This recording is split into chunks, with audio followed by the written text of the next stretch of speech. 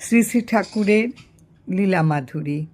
নোয়াখালীর অধিবাসী মহেন্দ্রনাথ দাস রোহিণী কুমার মজুমদার মহাশয়ের গুরু ভ্রাতা, ভাগলপুরে থাকতেন। তিনি মজফ্ফরপুরে রোহিণীবাবুর বাসায় এসেছেন। মজফ্ফরপুর লিচুর জন্য বিখ্যাত। একজন বিহারি ভদ্রলোক এক ঝুড়ি লিচু রোহিণীবাবুর বাড়িতে পাঠিয়ে দিয়েছেন। রোহিণীবাবু ওই লিচুর এক ছড়া ঠাকুরের বেদির উপর রেখে দিলেন। মহেন্দ্রবাবু এটা দেখে অত্যন্ত বিস্মিত হয়ে বললেন, এটা কিন্তু ভণ্ডামি ছাড়া আর কিছুই নয়। রোহিণীবাবু জোর দিয়ে বললেন, ঠাকুর নিশ্চয়ই লিচু গ্রহণ করবেন। এই নিয়ে উভয়ের মধ্যে প্রবল বাগবিতণ্ডা শুরু হলো। শেষে মীমাংসা হলো এই যে শ্রী ঠাকুর এলেই ব্যাপারটা পরিষ্কার হবে। শ্রী ঠাকুর এসে ওই ঘরটিতেই থাকতেন।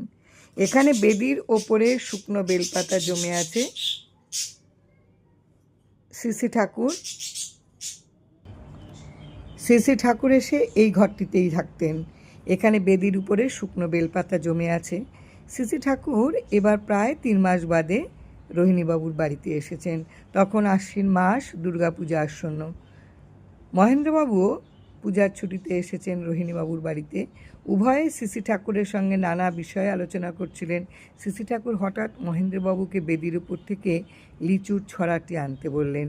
লিচুর ছড়াটি এনে দেখা গেল লিচুগুলো শুকিয়ে গেছে বটে, কিন্তু এখনও আগের মতোই ফুলে আছে। শ্রী ঠাকুর মহেন্দ্রবাবুকে বললেন ওইগুলো ছাড়াতে, এবং তিনি প্রতিটি লিচু ছাড়িয়ে দেখলেন তাদের মধ্যে বিচি ছাড়া অন্য কিছুই নাই। শ্রী ঠাকুর মহেন্দ্রবাবুকে বললেন, এখন বিশ্বাস হয়েছে তো যে ভক্তি কইরা কিছু দিলে তা গ্রহণ না কইরা পারা যায় না?